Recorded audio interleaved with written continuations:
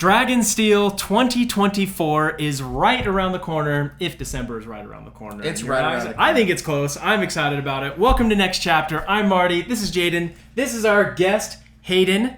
We will be talking about and getting hyped about Dragonsteel 2024 today. It's going to be big. We all know it's big. It's a massive convention. Brandon Sanderson. We're all huge fans. And that is why we brought Hayden Dille on the show today. So Hayden is actually a board game designer and a huge Brandon Sanderson fan like us, probably a little bit deeper than the two of us, as you know us probably from more casual conversations.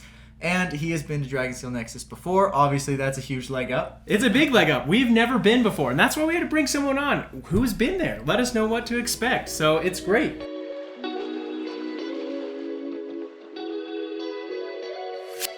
So Hayden, we want to kick things off. Tell us, what is Dragonsteel to you? What is your favorite part about it? What should we be excited about? Oh man, there are so many things to be excited about. It's such a fun convention. Before I had gone to Dragonsteel, I had never really been to any other conventions. And it just... So your first convention? Yeah, like it was Dragonsteel. Not even Comic-Con or anything before? Nope, nothing like that. Love it. And I think it was the first one that Brandon did too. It was down in Provo. I'm the opposite of you. I've been to Comic-Con and like I've seen like all the dress up, the cosplay and everything. Yeah. And so I feel like I have an idea of what Dragonsteel should be like. I kind of imagine it being similar to that. Yeah. But again, I've never been. And just so, instead of anime cosplay, it's all like mist cloaks. And, yeah, I'm excited to see a lot of Vins and Kelsiers out there. And there's some really cool stuff. Really? Yeah, Steel Inquisitors with like the spikes in their eyes. Have you guys ever cosplayed when you went? Not into the cosplay. No, I don't know. I feel like I couldn't pull it off. I don't know what it is. Yeah. That, and I probably don't want to spend the time on like... Oh, yeah. People put a ton of that. Yeah. I was reading... Obviously, the big thing with this year's convention is the fact that it sold out so quickly. I've been reading a lot of comments and things of people that are just talking about how frustrating it is, and I completely understand how that could be incredibly frustrating when you're planning for it, and the big release, Wind and Truth, is coming at this convention. But there's a lot of people who have like planned costumes and started working on costumes. I didn't know how long that took. Have you heard? It's crazy. It takes a long amount of time. Have you heard any time estimates? Huge amount of effort. I've heard that people had already started working on them before the tickets were released, which is that's at least 9 months. Yeah, I've talked to people who have literally spent 1,000 hours making their cosplay outfit. Like they're making it like chainmail for it and everything, and like just making everything so legit. I can't imagine taking any of that like to the airport. By the way, like all your weapons and everything, and like that would be a nightmare. But also so cool. These guys just traveling with all that. But that I love that whole feel of it. But it makes sense for you because you're a board game designer. So your time is spent designing games. Yeah. You probably really appreciate some of the exciting things that are going to be... Is it going to be released at the convention? The new Stormlight game? RPG. The RPG? So that, I believe, is coming out in August. I could be wrong there, but it's coming out before the convention. They're doing a Kickstarter for it, and Brandon was hyping that up a little bit. Back to Kickstarter then. I believe so. He's been back and forth on that. It's because he did the backer kit. Yep. Swapped to backer kit, which is fine. So did you back the Kickstarter for this one? You got to kick a Kickstarter. I have not yet. So it hasn't launched yet. And so I probably will. Yeah, I mean, you got it. You're right. Yeah. You're a board game guy, so... Yeah. I think the problem for me is finding a group to consistently get together and a lot of circles that have to overlap, like Brandon Sanderson fans, RPG fans willing to get together, live in the area probably, because I am actually part of a D&D group, my dad's D&D group. Oh, cool. But that and it meets online, and I already don't go to that super frequently. It's hard to get the consistency down. Totally. It isn't his first board game, though, right? He's got a Mistborn one. I think I remember you telling me about this. Yes, Mistborn House War. House War. Awesome. Apparently it's amazing. We should play it sometime. Yeah. That would be a fun live stream. I'll tell you what. I know. I'd be down. No, I would love to play with you guys. Okay, that's super cool. fun. Okay, so anyways, I think we got back we need to from back into it. But Dragonsteel, you were telling us about what your favorite thing about Dragonsteel was. Yeah, it's hard to sum it up because there's so many really cool things about it. But yeah, I think the fascinating panels, they bring in a lot of really cool people who have cool perspectives. Everybody at the company, it feels like, is giving a panel. And so, go listen to Isaac and the art direction.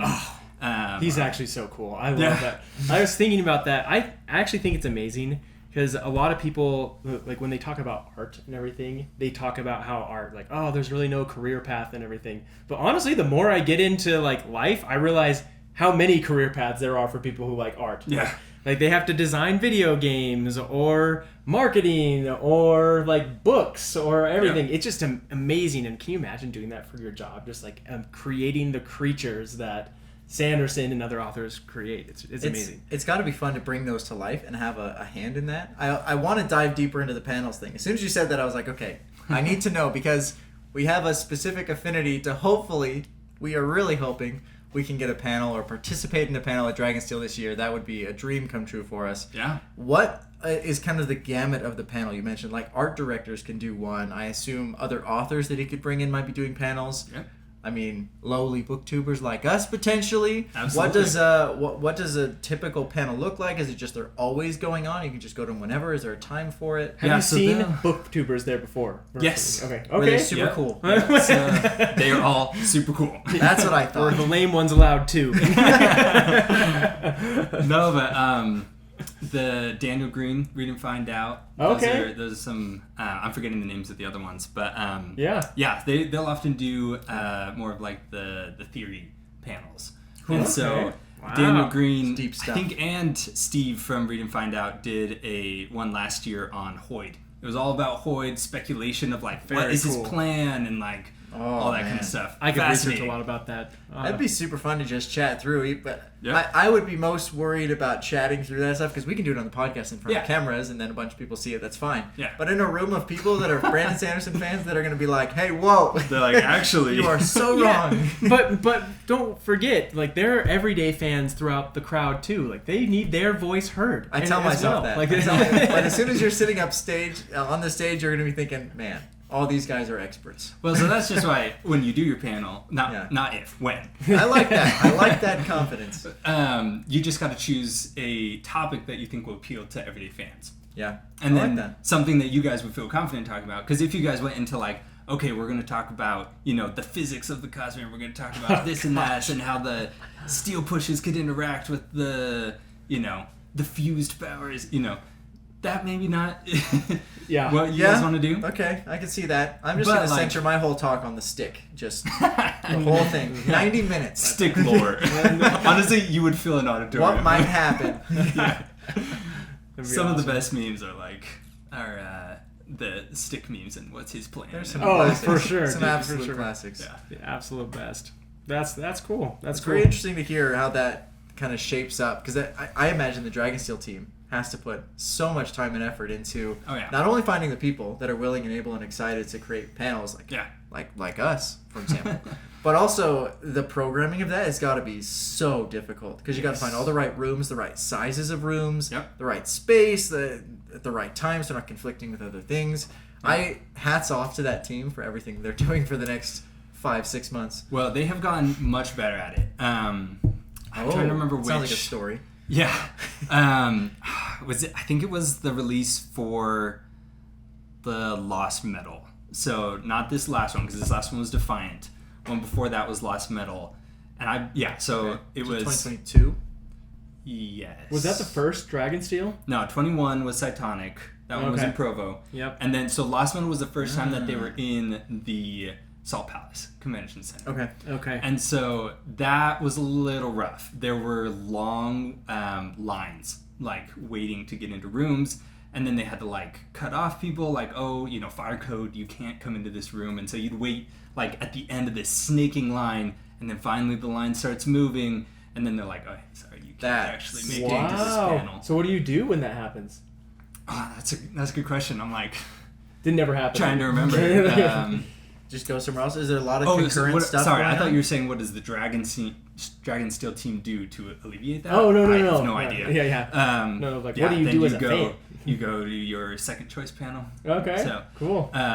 For work, I am a data analyst, and so I always make a spreadsheet. That's what I'm talking about. So you're the guy to go to. Yeah, I mean, we can talk about it.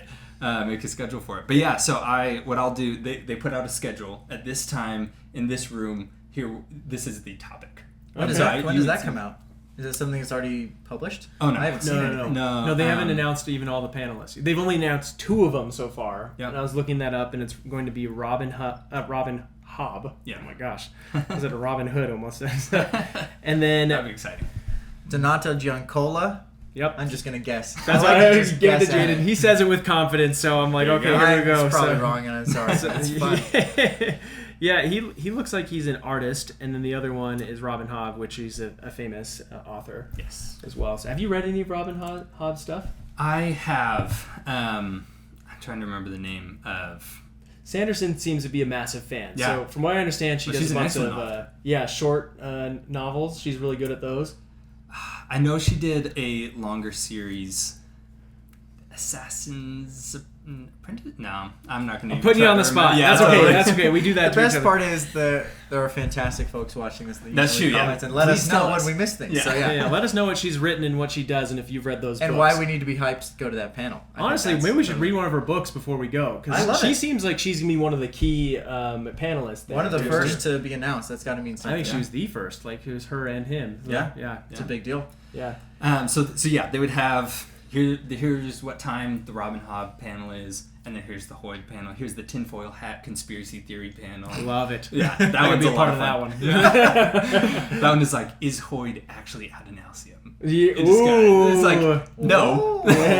But like, that's why you go to the tiny room with the other people wanting to do the tinfoil hat. So. Yeah, I can see how that'd be fun. I love it. Sure.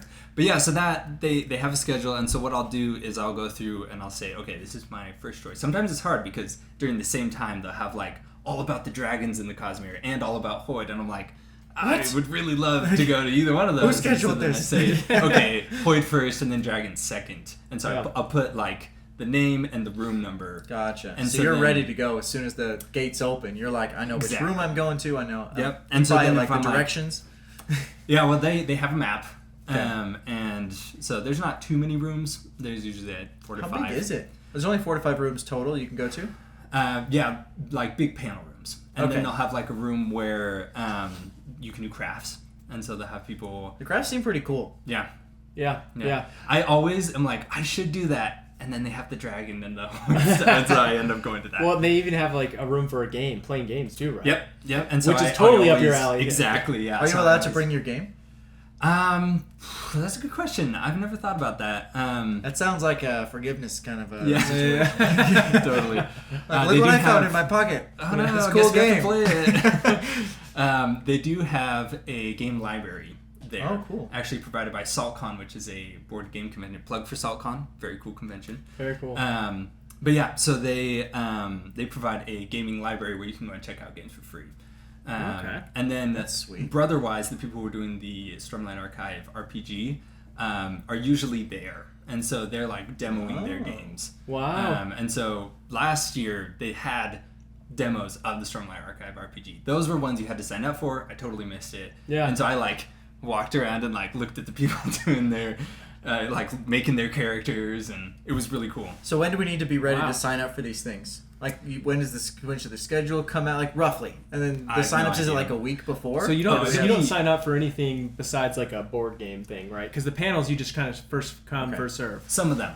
So you have to look. See, this is why we're doing this. Exactly why Hayden is here. Yeah. So there will be some panels that are like in a smaller room, more limited. If I'm remembering correctly, most of the like. Author, so not like Robin Hobb, but like if you want to be an author, like writing skills that they're talking about. I had a friend who went, and he's a writer, and so that's all what he was going to. So we almost didn't overlap at all. I love that. Choose your own adventure style. Totally. You're like going in as a prospective writer versus just a Sanderson fan versus game designer. There's lots stuff of for ways everyone. to go. Totally. I love that. But yeah, so I actually met up with a couple of other game designers that I know from the local community. Saw them there, and they were like volunteering for Brotherwise games. Okay. And like not to be like, oh hey, publish my game, but just to like make connections in the board game publishing. Wow, that's sure. Super cool. Scheduling wise and kind of rooms, and I don't know if I've even been. I gotta ask him one more thing about the board games. Okay. Yeah. Well, I know. I'm very excited about the board games because do you have to, or do they have some sort of setup where you can play with people you don't know, or do you just have to play with like the friends that you bring? Because like from what you're saying, you just grab a game, you check it out, and you play it. Yeah. But do they have like tournaments or anything? Like, I don't know. I'm very into board games as well. I love playing them. And for some reason, this aspect of the convention just sounds like I've got to hit it up at some point. Well, you should honestly go to SaltCon because that's all there is. And so you don't have to be like, do I go to the Hoyd panel or play board games? There's just board games. Yeah, okay. There's just board games. That's cool. But yeah, so you can definitely check out a game. I believe SaltCon definitely has this. They may have this, but they usually have little signs that say players wanted. Oh, okay. And so you'd be like, oh, that's a sweet game. I've always wanted to play it. You pull it out, set it up. Players wanted. Oh. And then as people walk in, if they're interested in that game, they'll plop down. Interesting. Well, if you want to look for Jaden and I at some point at the board game place, totally want to play. I'll probably be there too. That's the segue though, because that's what I was going to ask about a second ago. Is now you kind of know the scheduling, kind of know where the rooms are. Yeah. There have been some awesome fans that have said that they want to say hi. Yeah. Meet up at some point. What is the best time frame situation to do that? Is it the board game place? Is it just roaming the halls? Is there like a hallway that you can congregate in? I probably wouldn't suggest the hallways just because there's often, in between the panels, huge influxes of people. Because, 200 people leave a room and they're all cramming through this hallway. And so, I mean, hallways at the Salt Palace are pretty big. But you probably don't want to be like, we're meeting right here in the middle, right outside the door of this panel that's about to let out. Yeah. But the game room could be an awesome place. Okay. You could play some games with some fans, but also there's usually tables open. Okay, so cool. There is, at least last time, if they have a similar setup, there was kind of a large open area, a partition, the board game tables, and like all the setups there. And then there were just some miscellaneous tables, people eating lunch there, various other things. I'm trying to remember. There was like some prizes that they were giving out. Yeah. I've been to the Salt Palace. You could do that open area. Yeah, I've been to the Salt Palace before for like other conventions, and they have everything opened up. I'm just so curious to know like what it's going to look like this year, like what they've got cut off, because it sounds like there's going to be other conventions there at the same time. That's what's limiting the size, I think. Yeah. So. Yeah, because to my understanding, they tried to get more, and the Salt Palace was like, we just can't. We're already booked. I just really sucks. It's just crazy that it works that way. I understand that it works that way, but there is no way next year is going to have near as much hype as this year has. Yep. And there's not going to be near as many people. Yep. And so they're going to be like, well, like they're going to open up more seats for next year. It probably will still fill up. Yeah. But not near as fast. But I don't know. Also depends I don't know how to... what's getting released next year. Yeah. We don't know as of yet. He usually does the announcement for the next one. Obviously, at the last one, we knew it was going to be Stormlight 5. Yeah. But, is it just going to be the new White Sands novel next year? Could be. Yeah, we don't know. It just doesn't feel like it's going to be as big. Jaden's not going to go. Maybe it's a good opportunity to finish the book. Who knows? But maybe it could be the opening of his like massive center. You know what I mean? Like they talked about that at a couple announcements back. Start building it. I feel like that's a ways off. You never know. Come on, Jaden. I can be hopeful. I think that is going to be the coolest campus ever. Yeah. And I'm excited for it. I think so. So, speaking of tinfoil hat speculation, I saw someone recently was saying, I don't know if you've been to Las Vegas, they have like a Meow Wolf Omega Mart. It's like this trippy experience. Really? Wait, tell us, what is it? I've never heard what you're talking about. What is it? It's like this thing where it's like a grocery store and everything like looks normal, but when you look at it, it's like instead of toothpaste, it's like tooth slime. Oh, Brandon talked about it on the Intentionally Blank. I think because I saw the tooth slime in the background of his Intentionally Blank. Yeah, so that's what I just missed the episode, I think. Yeah, or I probably just listened to it all on podcast, but that's probably part of it. But yeah, so someone was saying, Brandon brought this up, and they're like, what if the reason he went there, they're like, Meow Wolf is like invested in by George R.R. Martin, and like they have locations all over the West, but not in Utah. And so they're like, what if the next Meow Wolf was in Utah and was part of Brandon's like big center? Anyways, it's probably false. That's awesome. Meow Wolf. Yeah, Omega, what it's called. You have to let. Omega. Yeah, Meow Wolf is like the company. Omega Mart is like the Las Vegas. Interesting. They do trippy, different types of. That actually sounds fascinating. I've never even heard of that. Yeah. Hey. Man, I gotta watch that episode. I do watch Intentionally Blank, but it's awesome. I watch it in like spurts, like I catch up. Yeah, and same. I listen to them all in like 2x speed or something like that, and just like. I was on a road trip recently, and I have a 4-month-old son, and he normally cries the whole time, and he was sleeping, and so I was listening to podcasts like, as long as so I listened to like 8 of those podcasts in a row on like 1.5 speed. Low key, I love those podcasts more for like what Sanderson says about like his personal habits of writing books and like his basically his business mind and how he structures his life. Fascinating. He goes. Did you know he like works at night? Like he works all night long and sleeps during the day. He has the weirdest schedule. Weirdest schedule, but it works for him. Like the man. But I love that he shares all of that stuff. He's like, this is what I'm working on. It's what I'm doing. It's how I do it. It's like he's not worried about like, oh yeah, I do things completely differently than other authors, and that's just how it is. I got to think of a really good question for him that's like in the non-spoiler, because they have the non-spoiler Q&As, right? And then the spoiler ones. Mm-hmm. The non-spoiler one would be a perfect one to ask him a really good thing about like his writing style in life. And I know, I got to think of a good one. So anyways, I feel like you were about to say something though, and we cut you off there. Oh, I was. Sorry, I put you on the spot. But that's difficult. That's okay. If it comes back, let us know. But you're talking about the Brandon Sanderson stuff and the Q&As. That's another big part of Dragonsteel, right? Is it just him? Do they do a lot of structured Q&As? Oh, I remembered. Other reason to listen to Intentionally Blank, Damn Was This Hilarious. Oh, actually, that's really funny. Hey, I don't know if it's an unpopular opinion or not. I think he's hilarious, but his takes on movies are awful. They're terrible. He has like the worst movie takes. That's not an unpopular take. Everybody thinks. And I'm like, and everything Sanderson says, I'm like, you're spot on. That was the greatest movie ever.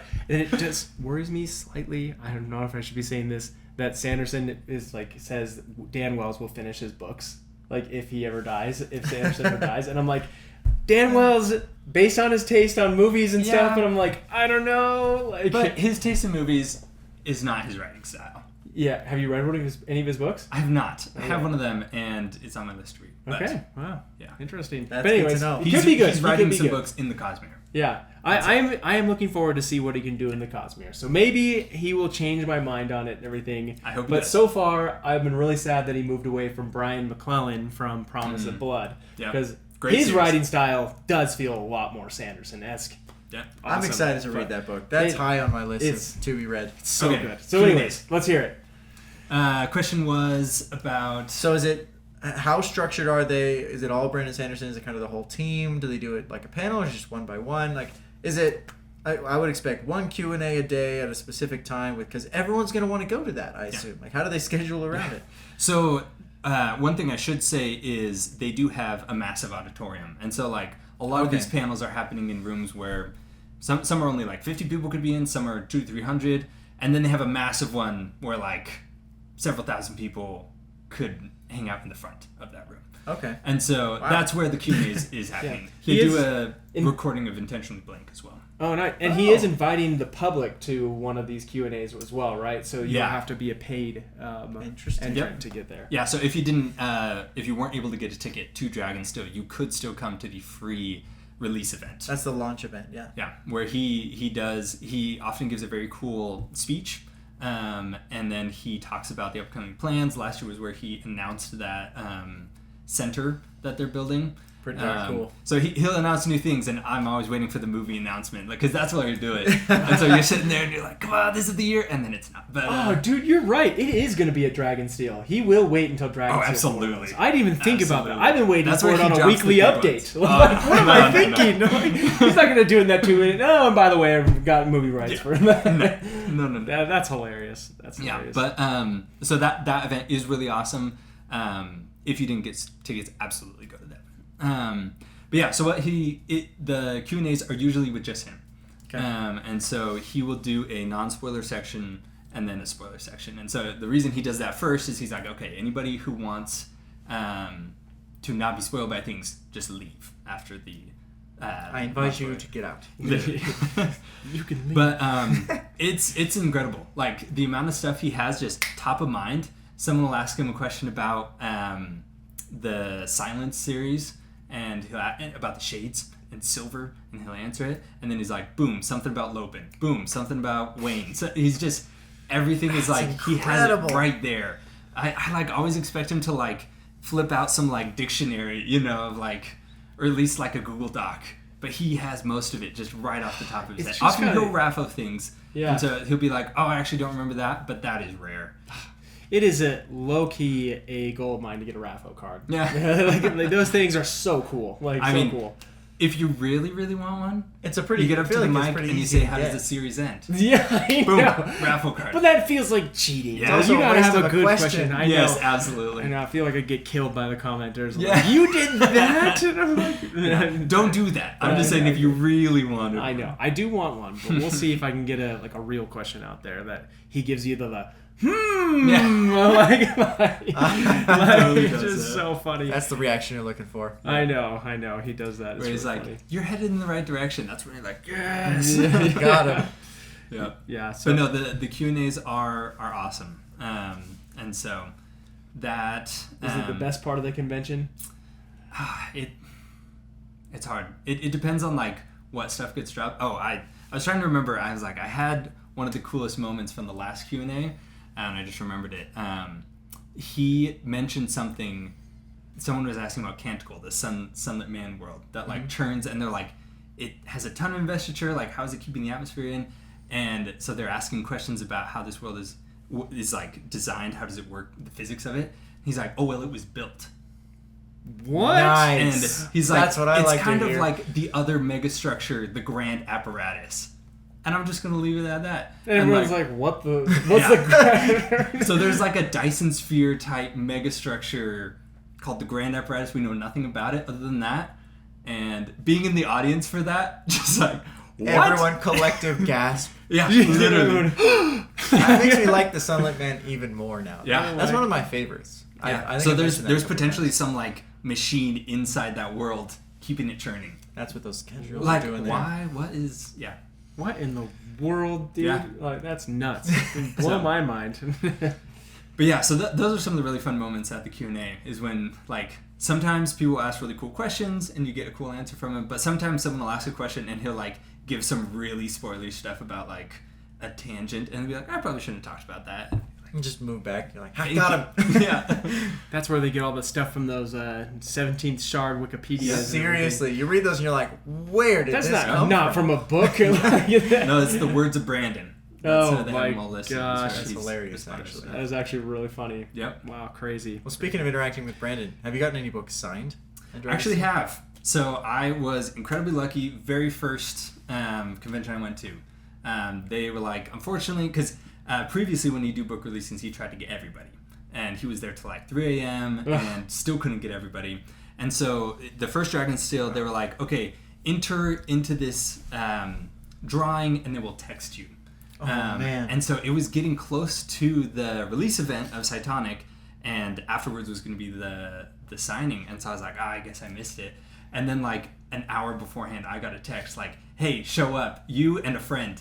Like, oh, and a friend. That's awesome. You can like bring 3 books each or something like that. So you ran home and grabbed 3 books. Literally. You did? No way. I mean, I'm really lucky that it was in Provo. Yeah. Because I was able to literally just drive home and grab the books and come back. And I texted one of my old roommates who's into the... Like, this is your moment. Yeah, I was like, dude, if you're available right now. If there was ever a time to get your message immediately. You're grabbing books that weren't even written by him.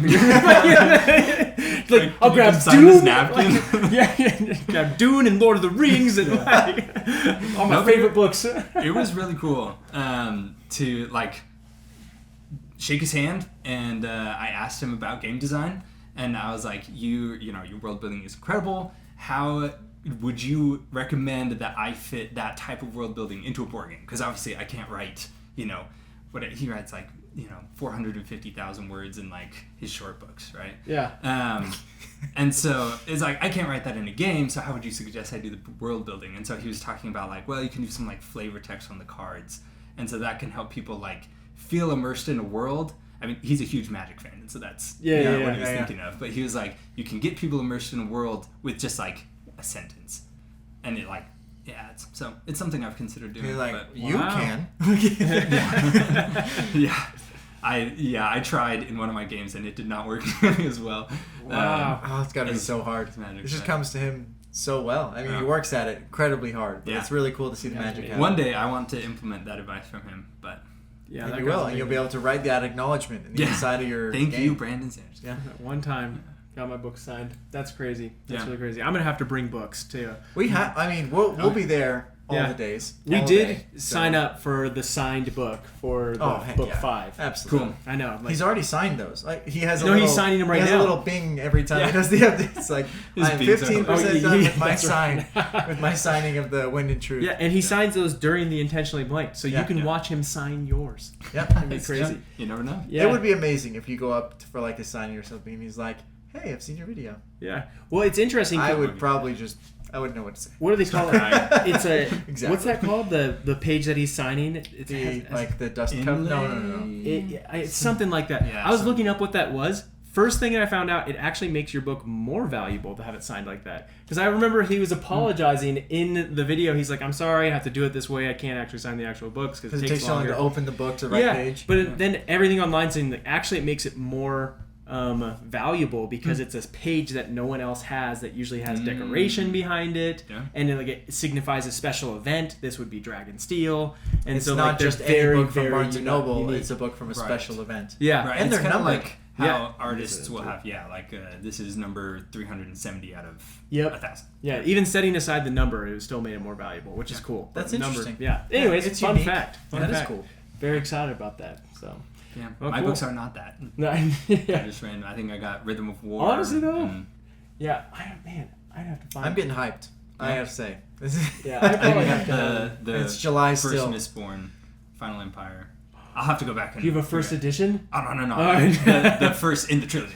Oh wow. Yeah. Dude, I think one of my favorite compliments is from Dan Wells in the beginning of the Elantris book when he just says, "I have a first edition Elantris book from your release, and this book I'm holding on to forever, and it's signed by you." And anyways, can you imagine if you had that book? Anyways, fantastic. So I don't know what book I'll have signed yet. I have to do some deep thinking. Probably have to buy another book. So now instead of sending out the text, he does.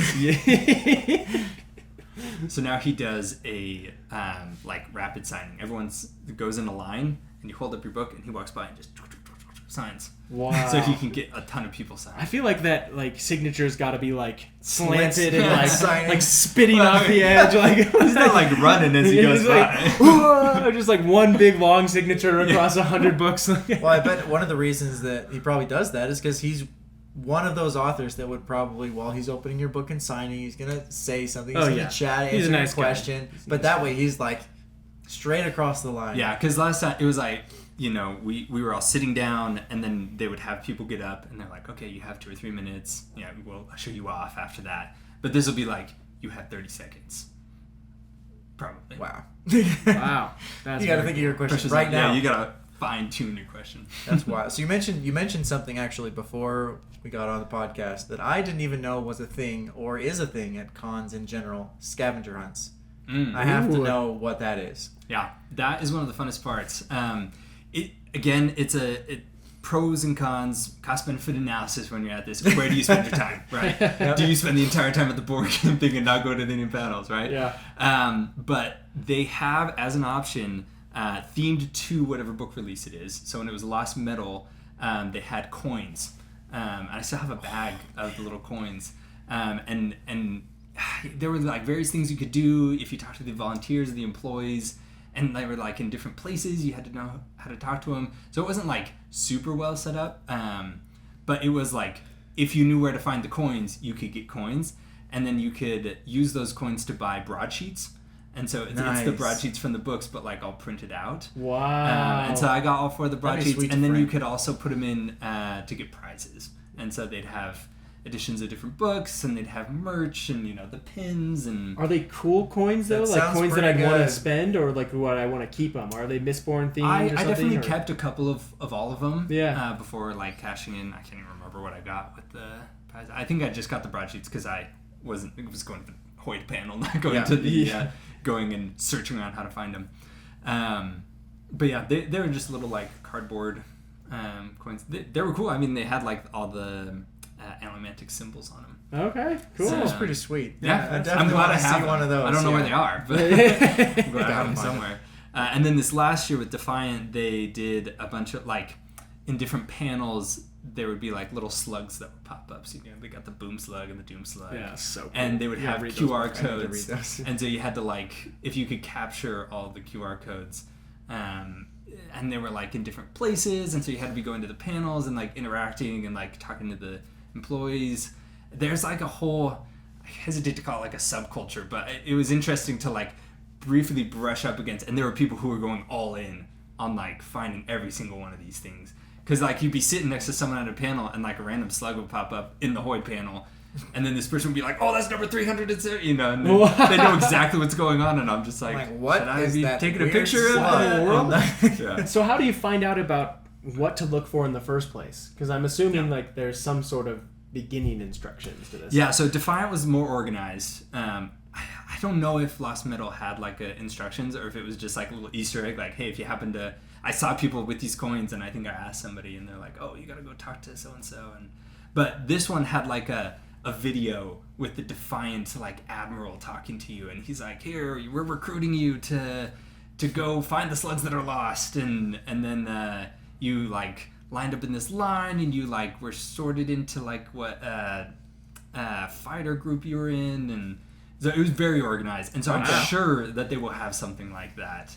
Especially they've been prepping a lot with the different orders of Knights Radiant and all that, like find which Knight Radiant you are and all that stuff. I don't know if you've taken the quiz yet. Yeah, I what are you? I'm an Edge Dancer. So, I don't know. Does that surprise you, or does it? I didn't really know what to expect. Yeah. I felt like before going into the quiz, I was just like Windrunners are just kind of like the I don't know, the one you know the most about. That's Flying is awesome. That's what I am. Yeah, I know. And I'm like, maybe I'll be a Dustbreaker, and that just sounds really chaotic. I don't know. Those things are cool. But we don't know anything about them. Yeah, exactly. And so, yeah, I was happy with Edge Dancer. I feel like I will remember now I can't remember the oath, but those who no one else remembers, something like that. Anyways, good enough for me. Yeah, it works. See, I wouldn't be a Knight That's Radiant. what Liv says, anyways. Yeah, like I remember those who are forgotten. Or that sounds better than what I was saying. But yeah, I think that's cool. I feel like that fits with my personality and like trying to go out of my way to help out people who've kind of been forgotten. So. That's super sweet. Dude, that's awesome. That's awesome. Okay, so to wrap things up, I want to talk about the teaser that they released that seems to be at least very related to the Dragonsteel Nexus. And it's the World Hopper Ball. We have like 2 minutes and 10 seconds of information, and it's not a lot. And it's all like stars, and then there's a clock thing. Have you seen anything? Have you heard anything? What are we missing? He hinted at there being some sort of like, can you crack the code? Yeah. So there's got to be more to it than just like, the answer is World Hopper Ball. It's like the title in the middle. Like, it's got to be more. Yeah, I haven't looked a ton into people's speculation. I saw one thing with that same, because it's using the standard like star map that Isaac made. Yeah, that's in his office, right? Like I actually had never heard that. Oh yeah, well he's a whole star map above in his office, like where he has like all the Cosmere in there. Apparently, you know that either. Touring his his whole house is just amazing. Oh yeah, and you're not allowed to take pictures or anything because there's like, anyways, going into the lair. Yeah, I've heard it's incredible. He's got a separate room for every single one of his books. Yeah, it sounds so cool. It's a goal. We will get there. I would love to. I would love it, dude. It would be a dream. That would be unbelievable. Yes. But yeah, so I saw someone speculating he had signed a version of that map and like drawn a little like thing. Here's the Aether World, and he was probably just joking around, but he just like circled a random star. It's like, this is the Aether World, and so people were like, oh, the place where the like hinges of the clock is where that Aether World like dot was, and so I don't think that's actually like. But that wouldn't be an announcement. Yeah, exactly. Yeah. Exactly. So I haven't heard too much about it. I do know that all the symbols on the outside edges are for the different series, because there's like the Mistborn symbol, and then the Roshar symbol was the one that it ended on. Okay. And so someone was talking about like they have all the numbers and or all the years, and so 2024 was when it lined up with Roshar. And so somebody was talking about maybe if you worked backwards, you could figure out the other years for the other series to figure out like release dates. Again, I think that's a bit tricky when the clock doesn't even go on a normal sphere, like a circle path. It's like this weird oblong twisting. Kind of tricky. The one cool thing, there's a symbol that looks like a key, and that symbol is on Hoyd's like in the boxes for the secret projects, Hoyd's portrait in there has that symbol on him, and I can't remember off the top of my head what they were saying it signifies. But yeah, so those are like the only things, and nothing into clues about what the World Hoppers Ball could possibly be. Yeah, or it could just literally be a ball. They could throw it on too. It could. I've heard speculation, and honestly, this is my thought when it first came out, that it would be some type of like remote event, and so this could potentially be like a catering to the frustrated fans who weren't able to get tickets, where they're like, hey, we'll make some of these panels remote. It's hard to know because you're like paying to get to those panels, and so it's like, would they make it like you paid into this Zoom room? Would it be completely separate, or? Yeah, and so maybe they have like live events going on, and so maybe you guys signed up for a panel, and they're like, hey, you guys will be part of the World Hoppers Ball remote.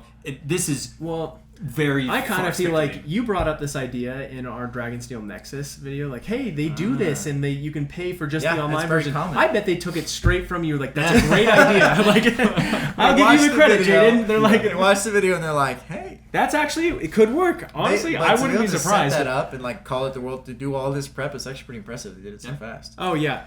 But here's the thing, though. For it being an online thing, there's an asterisk. To me, that feels like a stretch that the World Hoppers Ball could be related to that, because that seems like it has nothing to do with that. That isn't to say that they won't do that. Like, I still think that's a big possibility. It might not be underneath this, but I don't think that's what the World Hoppers Ball is in my mind. So yeah, and I could totally see them like cosplay, like we were talking about earlier, is a huge part of the community, and so I could totally see this being like, hey, we've rented out a hotel ballroom nearby, and like that's where we'll have the ball, and so it'll be one of the nights, or okay. So there's a lot of things it could be. Absolutely, a lot of conjecture out there, which is one of the best parts. Yeah, I'm excited to watch and find out. Yeah, that's nice. That's right. I love it. Well, it's been awesome chatting with you about Dragonsteel. Yeah. We're getting hyped. There's so much additional hype to happen over the next 5 months that we have before this actually occurs. We'll update you as new events and things are announced, and as we get more and more excited about it. And of course, we'll also be reading still more books. If you haven't listened to our first books, we've read the Way of Kings and Words of Radiance. There we go. I need you to jump in. Then we're reading Oathbringer and Rhythm of War next. And so read with us as we get ready for Wind and Truth in the Dragonsteel 2024. It's going to be huge. Absolutely. And thanks so much, Hayden, for coming on. Always appreciate getting people on the show. If people are looking for your games as they come out, where do you plan on releasing them so they can keep an eye out? Oh, man, that's a great question. I'm still very early in the process, and so potentially Kickstarter. Okay, awesome. Cool. Well, we'll have you back when you launch. Okay, and we'll make sure to get that out. But thanks again for coming on. Thanks so much for having me. Great, and we'll see you on the next chapter. See ya.